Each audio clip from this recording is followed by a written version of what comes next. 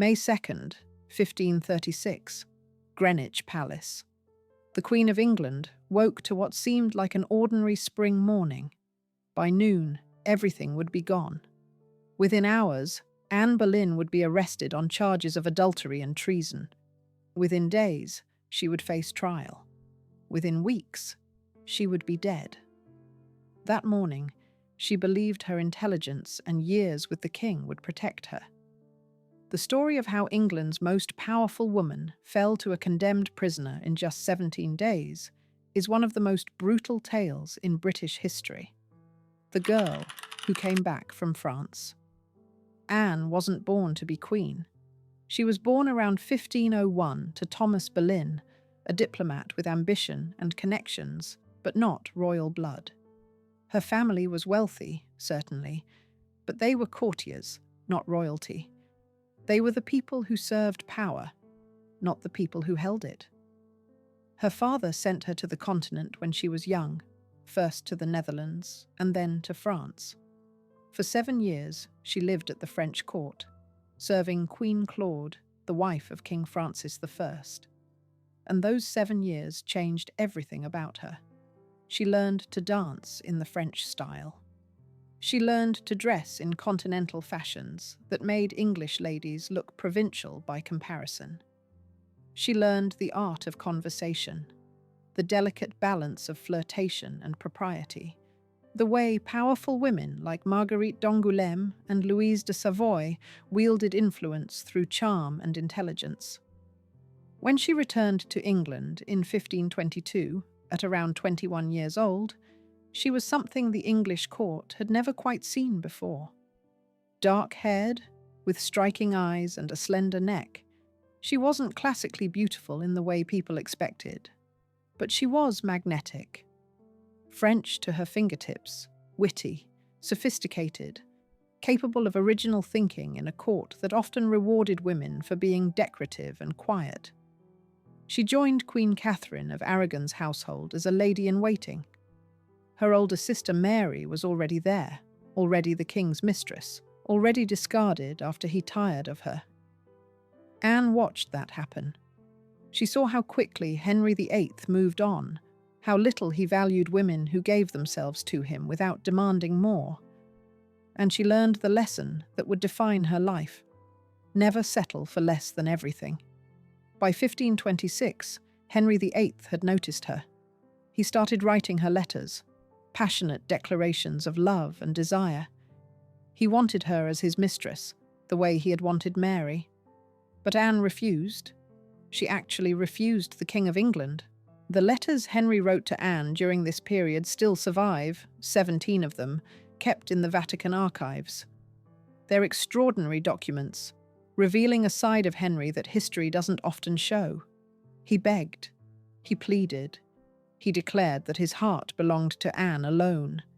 In one letter, he wrote that he had been struck by the dart of love for over a year, suffering without knowing if his affection would be returned.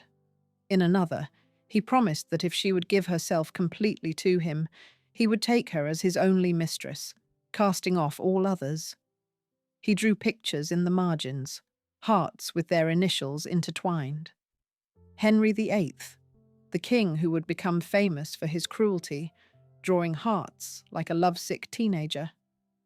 But Anne's response, or lack of it, drove him to distraction.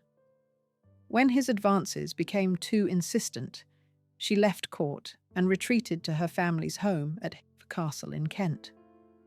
She didn't answer his letters. She made it clear that she wasn't interested in being another forgotten conquest. And here's where Anne showed the first glimpse of the strategic thinking that would define her. She wasn't just protecting her virtue, though that mattered in a world where a woman's reputation was everything. She was reading the situation, understanding that Henry's obsession with her grew stronger the more she resisted. She had seen what happened to women who said yes too quickly. They became temporary diversions. But a woman who said no, who held out for marriage, that was something Henry had never encountered before, and it fascinated him. The king wasn't accustomed to rejection.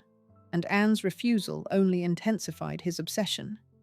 He pursued her for 7 years. 7 years of letters, of promises, of slowly becoming convinced that marrying Anne Boleyn was not just what he wanted, but what God wanted for England. Because by this point, Henry had a problem. His wife, Catherine of Aragon, had given him only one surviving child, a daughter named Mary. He was desperate for a male heir to secure the Tudor dynasty, and Catherine, in her 40s now, was unlikely to provide one.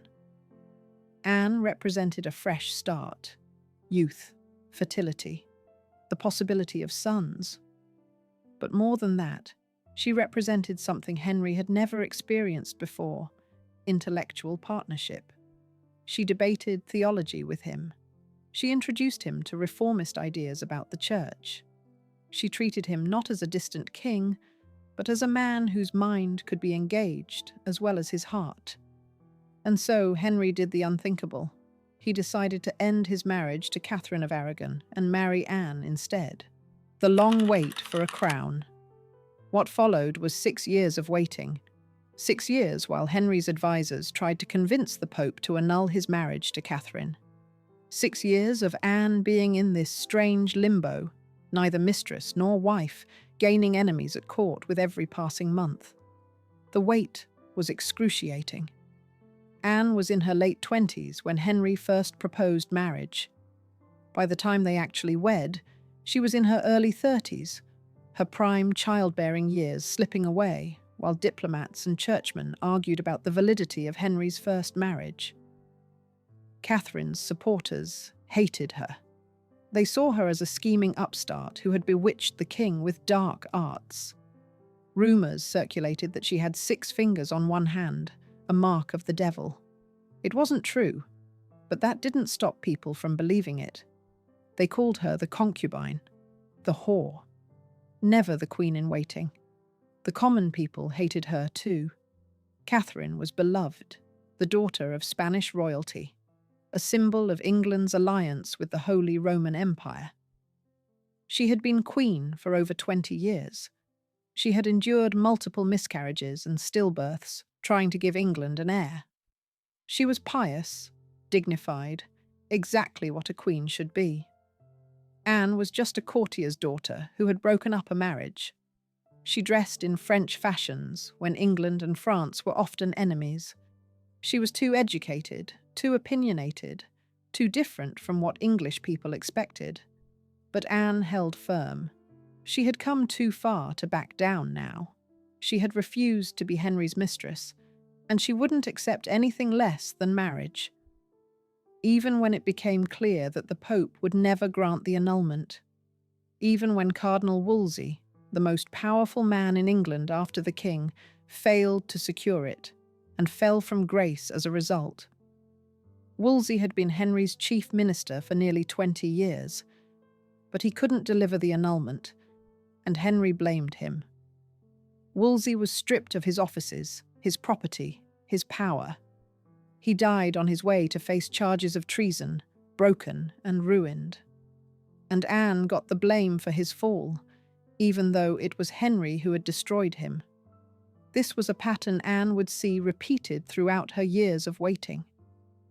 Anyone who stood in the way of Henry's desire to marry her was removed. Bishops who questioned the annulment found themselves in trouble. Courtiers who supported Catherine lost their positions. Henry was reshaping the entire political landscape of England to make room for Anne. And through it all, Anne had to maintain her position. Not quite a mistress, not yet a wife. She had to keep Henry interested without giving him what he wanted. She had to fend off her enemies at court while building alliances with people who could help her. She had to present herself as worthy of being queen while knowing that half the country thought she was a nobody who had gotten above her station. Henry grew impatient.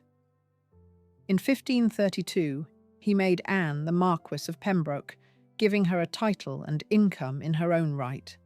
It was unprecedented, a king elevating a woman to the nobility on her own merit, and it signalled his commitment to her, even as their situation seemed impossible. Then, sometime in late 1532, Anne finally gave herself to Henry. She became pregnant, and suddenly, everything had to move very quickly.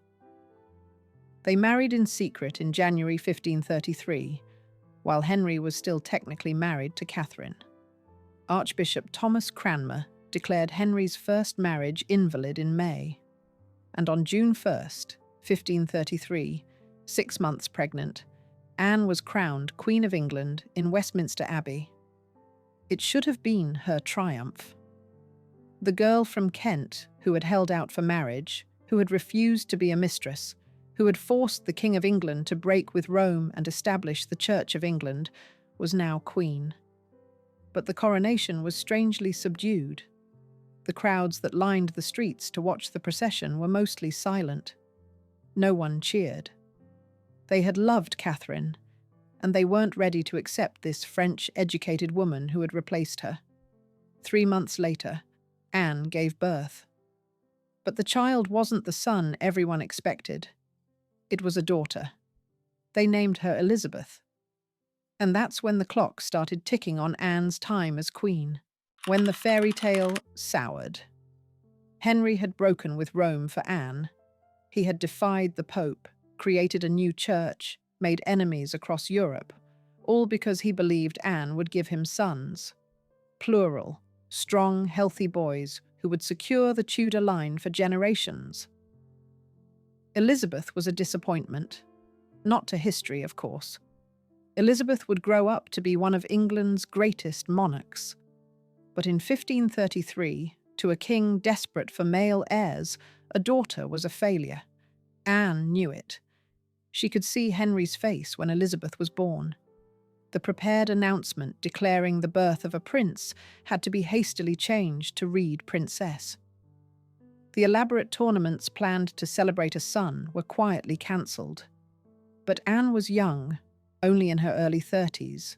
There would be other children. She got pregnant again in 1534.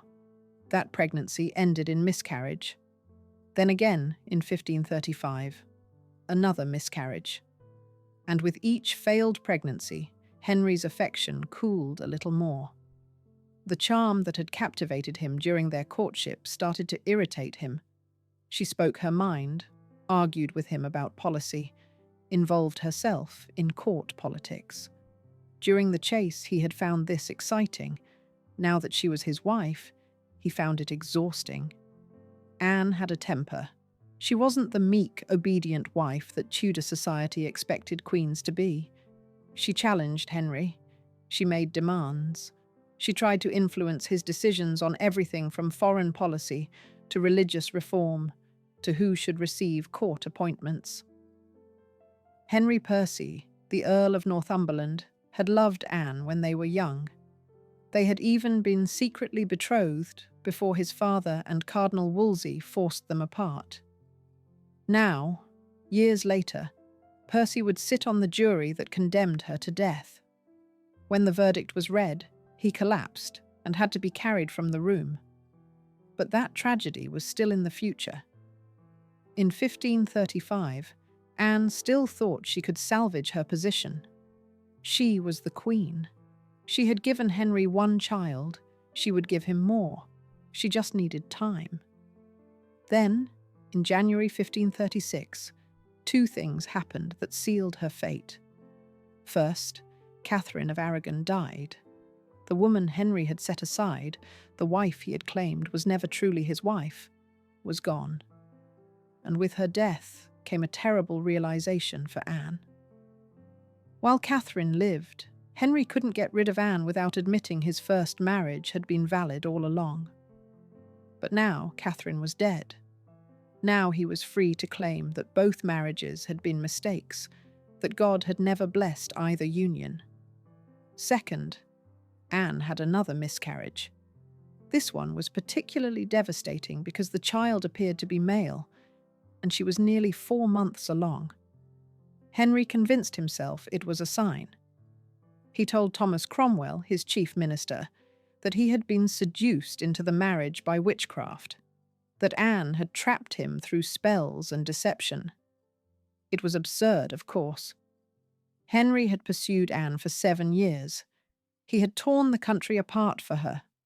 But he needed a way out, and he needed it to be someone else's fault, never his own.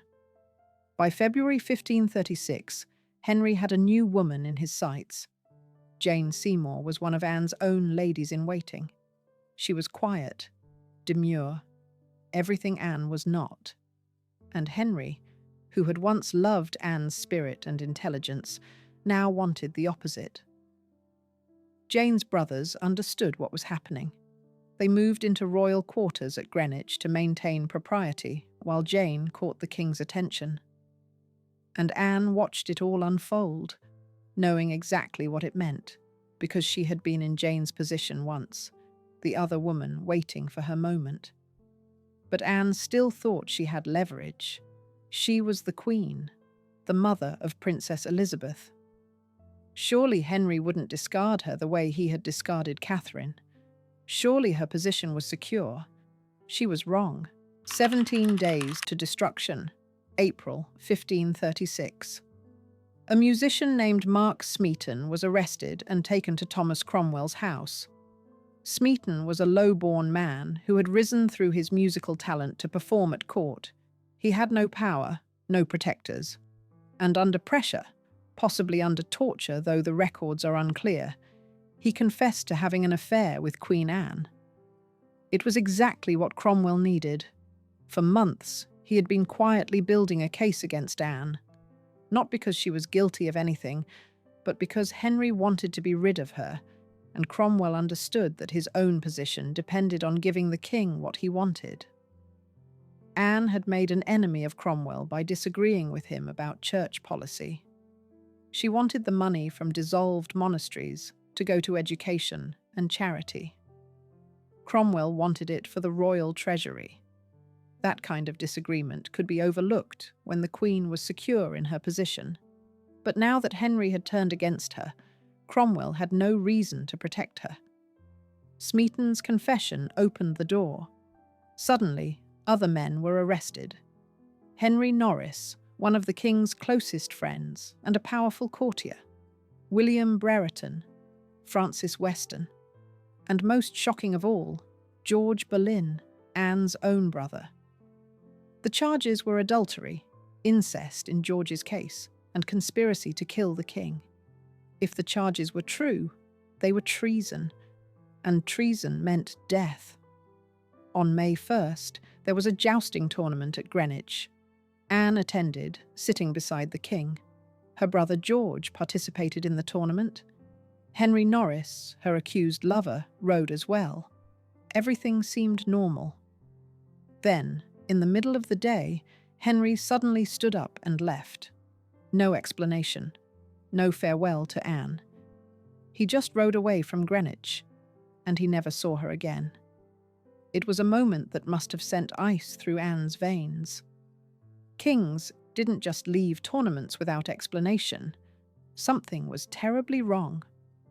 The next day, May 2nd, Anne was arrested. They came for her at Greenwich Palace in the afternoon. Her uncle, the Duke of Norfolk, was among the men who delivered the charges. The same uncle who had supported her rise, who had benefited from her position as queen, now stood before her, reading accusations of adultery, incest, and treason. They accused her of being unfaithful with multiple men, of plotting with them to murder the king, of betraying her marriage, her crown, and England itself. The list of her supposed lovers was read aloud. Mark Smeaton, the musician; Henry Norris, the king's trusted friend; William Brereton; Francis Weston; and George Boleyn, her own brother. The charge of incest was based on testimony that she and George had been alone together too often, that they had shared private jokes and conversations inappropriate for siblings. Anne denied everything. She was horrified, confused, terrified. These were men she knew, men who served at court. The idea that she had committed adultery with any of them was absurd. The idea that she had plotted to kill Henry was impossible. She loved her daughter Elizabeth.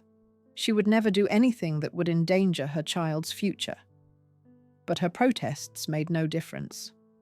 She was taken by barge down the Thames to the Tower of London, entering through the same private gate where, just 3 years earlier, she had stayed before her coronation. Then, she had been preparing to become queen, staying in royal apartments decorated for her comfort, attended by ladies chosen for their loyalty to her. Now, she was a prisoner, and the ladies assigned to watch her were there to report every word she said back to Thomas Cromwell. The constable of the Tower, William Kingston, recorded her reactions in letters that have survived. She asked him whether she would be put in a dungeon. He assured her she would have the royal apartments. She asked about the men who had been arrested. Were they in the Tower too? Yes, Kingston told her. All of them. Anne broke down. She alternated between calm and hysteria. She talked constantly, perhaps thinking that if she explained herself, if she protested her innocence loudly enough, someone would listen. She asked Kingston to remind the king of all the good times they had shared. She spoke of her daughter. She wondered aloud how the charges could possibly be true when she could prove she hadn't been in the same location as some of these men at the times the affairs supposedly occurred. Kingston wrote everything down, but he couldn't help her. No one could help her. Anne knew what was happening. She had lived at court long enough to understand how these things worked. When the king wanted someone gone, they were gone. Evidence could be manufactured.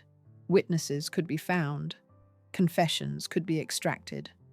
But she also clung to hope. Surely Henry wouldn't go through with this. Surely someone would speak up for her.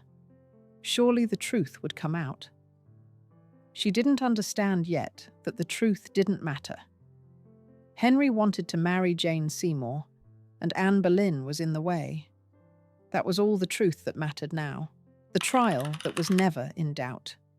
On May 12th, the accused men were tried first: Smeaton, Norris, Brereton, and Weston. A grand jury found them guilty based on Smeaton's confession and testimony from other court members who claimed to have witnessed suspicious behaviour.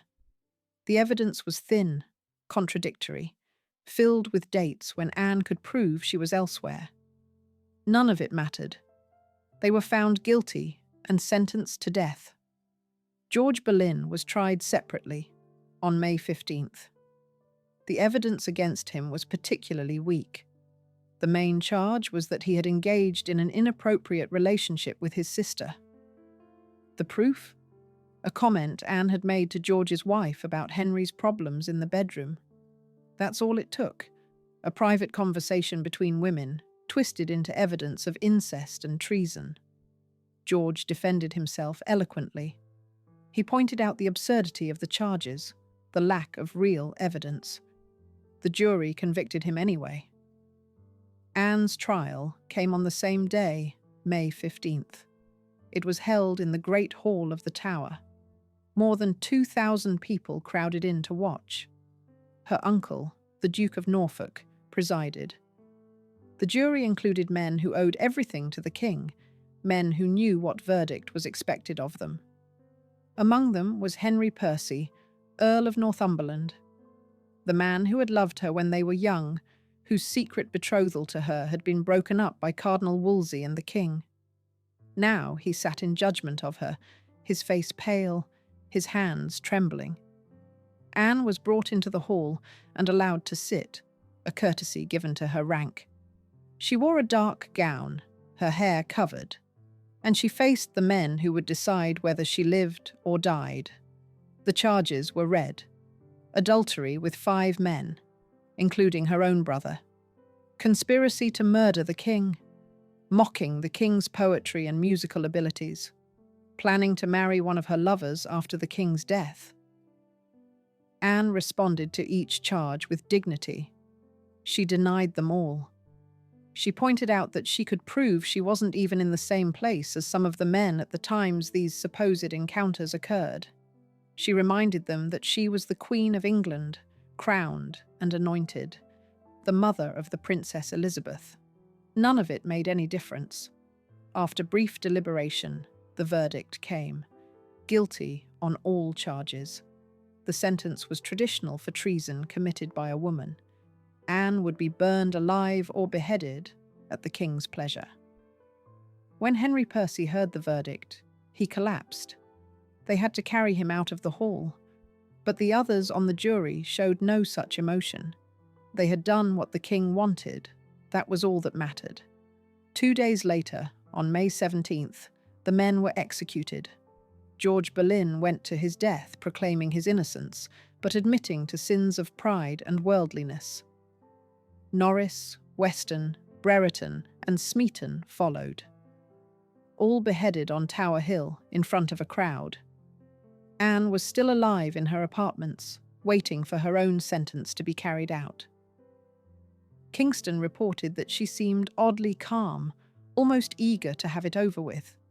She made dark jokes about her execution. She said she heard the executioner was very good and she had a little neck, then laughed at her own gallows humour.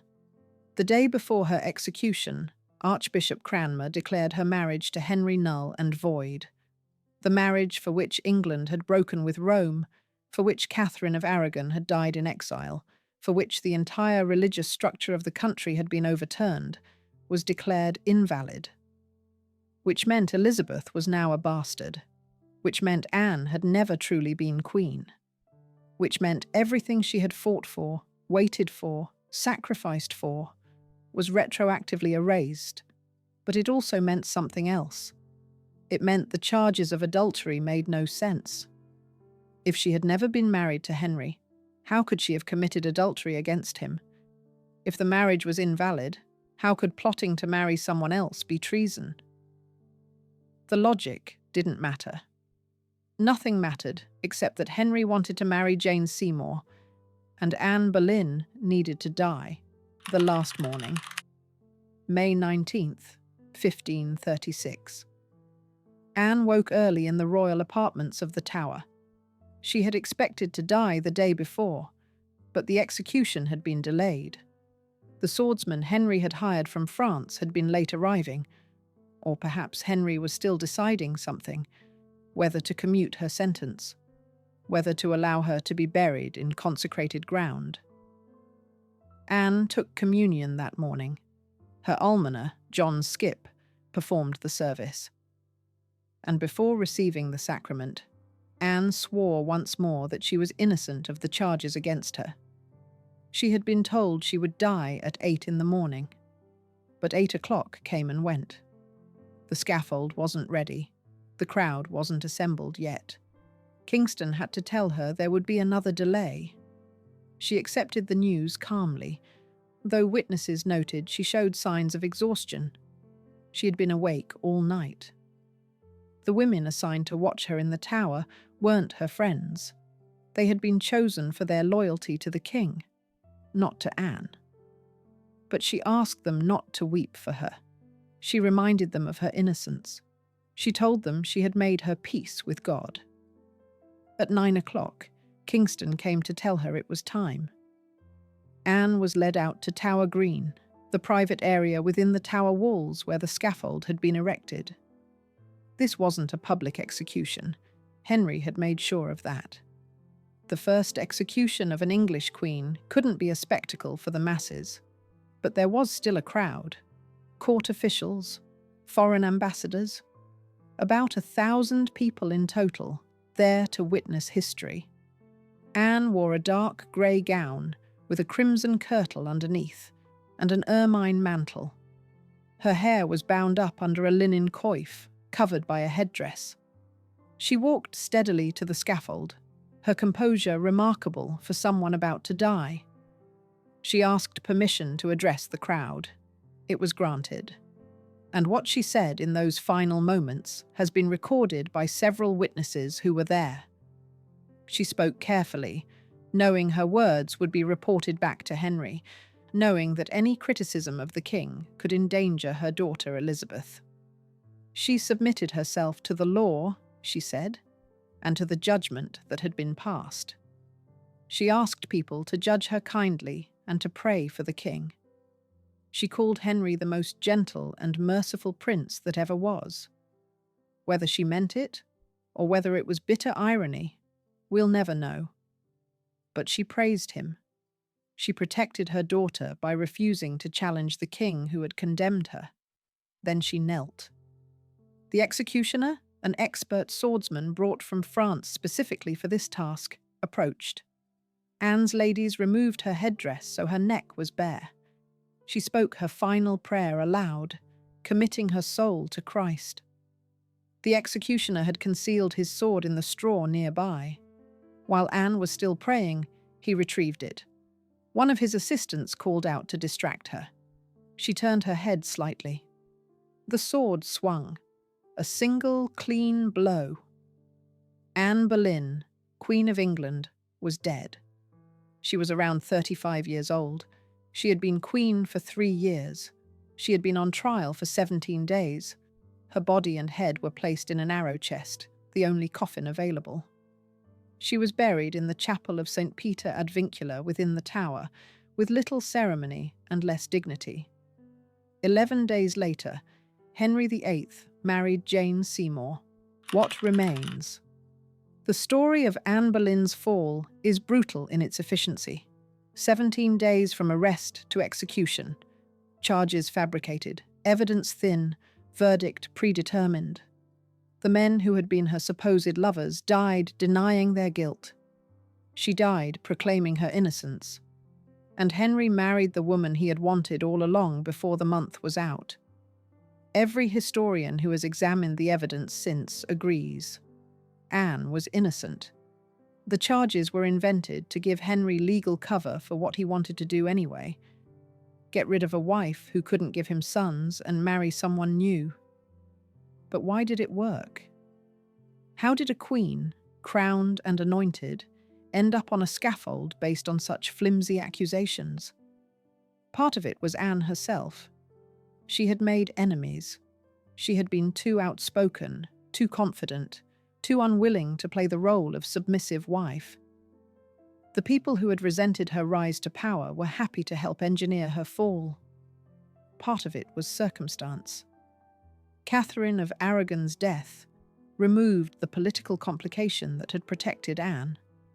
If Henry had tried to be rid of Anne while Catherine lived, it would have suggested his first marriage had been valid all along. But with Catherine dead, he could claim both marriages were mistakes without invalidating his actions. Part of it was Henry's paranoia and narcissism. He couldn't accept that the failure to produce a male heir might be his fault. Medical science suggests Henry may have had a condition that made male children unlikely to survive, possibly related to a jousting injury. But Henry blamed Anne, and then convinced himself she must have used witchcraft to trap him. And part of it was Thomas Cromwell's ruthless efficiency. Once he understood that Henry wanted Anne gone, he manufactured a case that would stand up legally, even if it wouldn't stand up to honest scrutiny. He used torture, or the threat of it, to extract confessions. He found witnesses willing to testify to seeing suspicious glances and conversations. He built a case out of nothing and made it stick. Anne never had a chance. From the moment Mark Smeaton was arrested, the outcome was certain. The trial was theatre. The verdict was decided before it started. But there's something else worth considering. Her refusal to settle for being a mistress, her insistence on marriage, showed incredible strength and calculation. But it also made her threatening. A woman who demanded that much, who held out for that much, was dangerous in Henry's eyes. Her intelligence and her willingness to involve herself in politics made her fascinating to Henry during their courtship. But once she was queen, those same qualities made her difficult to manage. She argued about policy. She had opinions. She tried to influence the king's decisions. In another century, or with a different king, those qualities might have been valued. But in Tudor England, with Henry VIII, they became liabilities once his affection cooled. and there's a terrible irony in how it ended. Anne refused to be Henry's mistress because she saw what happened to women who settled for less. Mary Boleyn had been cast aside without a second thought. Anne wanted marriage, legitimacy, security. But in the end, the security was an illusion. Henry cast aside his wife as easily as he had cast aside his mistresses. More easily, perhaps, because he could use the law to do it. He could call it justice instead of cruelty. The daughter Anne left behind, Elizabeth, lived her whole life knowing what had happened to her mother. She saw how quickly Henry had moved on, how little Anne's position had protected her. Maybe that's why Elizabeth never married, why she refused to give any man that kind of power over her. Elizabeth became the greatest monarch of her age, reigning for 45 years, presiding over a golden age of English culture and power. The daughter Henry had been so disappointed by, the baby whose birth had started the clock on Anne's downfall, vindicated her mother's memory in ways Anne could never have imagined. But Anne didn't live to see any of that. On the morning of May 19th, 1536, all she knew was that she was about to die for crimes she hadn't committed, condemned by a king she had once loved, in front of a crowd that had never wanted her as queen. The French swordsman stepped forward. Anne closed her eyes and began to pray. And in that moment, before the sword fell, Anne Boleyn was no longer the calculating woman who had held out for a crown. She was no longer the queen who had failed to produce an heir. She was no longer the accused adulteress or the supposed traitor. She was just a woman in her 30s, about to die, asking God for mercy in a world that had shown her none. The sword swung, and England's second queen, the woman who had changed the course of religious history, the mother of Elizabeth I, was gone. Her story should have ended there, a cautionary tale about ambition and the dangers of falling from royal favour. But instead, Anne Boleyn became something more, a symbol, a mystery. A woman whose true character has been debated for nearly 5 centuries. Was she the scheming seductress that Henry's supporters painted? Or was she the innocent victim of a king's cruelty and Cromwell's machinations? Was she the passionate reformer who helped bring Protestantism to England? Or was she simply a woman trying to survive in a world that gave her very few options? Probably all of those things, probably none of them. The real Anne Boleyn is lost to us, buried under centuries of propaganda and counter-propaganda, of novels and films and plays that have made her into whatever each generation needs her to be. But what we know for certain is this.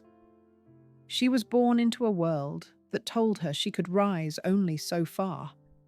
She refused to accept those limits. She reached for the highest position a woman could hold. And when she got there, when she wore the crown and sat on the throne, the same world that had allowed her rise destroyed her for daring to want so much. From crown to scaffold in 17 days. From queen to prisoner to corpse before the month was out. It's one of the most dramatic falls in British history, and it happened because Anne Boleyn, in the end, was just as mortal, just as vulnerable, just as powerless as any other woman in Tudor England. The crown couldn't save her. The throne couldn't protect her.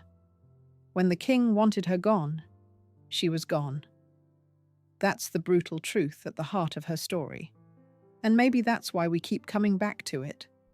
Because Anne's story reminds us that power is always conditional, that success can evaporate overnight, that everything you build can be torn down by forces beyond your control. She lost everything: her crown, her freedom, her reputation, her life. But she's not forgotten. 500 years later, we're still talking about her, still trying to understand her, still moved by the tragedy of a woman who reached for everything and lost it all. If you enjoyed this video, Please like and subscribe to our channel so you never miss out on more fascinating stories.